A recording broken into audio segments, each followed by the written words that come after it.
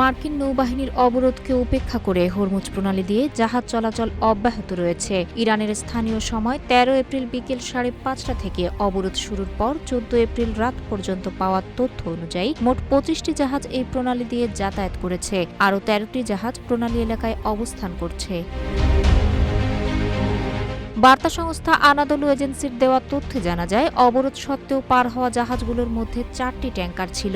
এগুলোর মধ্যে লাইবেরিয়ার পতাকাবাহী ক্রিশ্চিয়ানা, মার্কিন নিষেধাজ্ঞার তালিকাভুক্ত রিচ স্টারি ও মুরালি কিষান এবং পানামার পতাকাবাহী পিস গালফ উল্লেখযোগ্য। তবে এসব ট্যাঙ্কার গোয়াদর উপসাগর ও রাস আল হাদ্দের কাছাকাছি মার্কিন অবরোধ রেখার সামনে এসে থেমে থাকতে দেখা গেছে।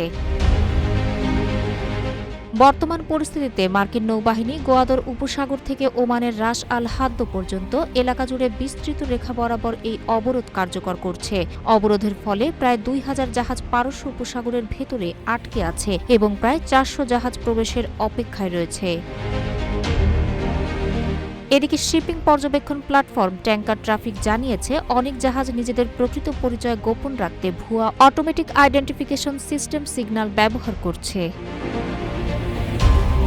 জানা গেছে, ইসলামাবাদে ইরান ও যুক্তরাষ্ট্রের আলোচনা ব্যর্থ হওয়ার পর ১৩ এপ্রিল থেকে এই অবরোধ কার্যকর করার নির্দেশ দেন মার্কিন প্রেসিডেন্ট ডোনাল্ড ট্রাম্প। ইরান এই গুরুত্বপূর্ণ জলপথে বিধিনিষেধ আরোপের চেষ্টা করায় পাল্টা ব্যবস্থা হিসেবে যুক্তরাষ্ট্র এই পদক্ষেপ নিয়েছে।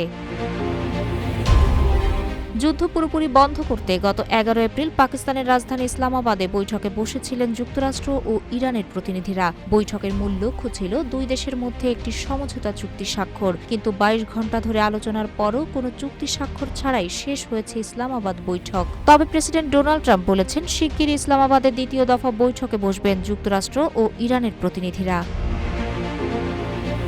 তাহেরা আক্তার, রূপালী বাংলাদেশ।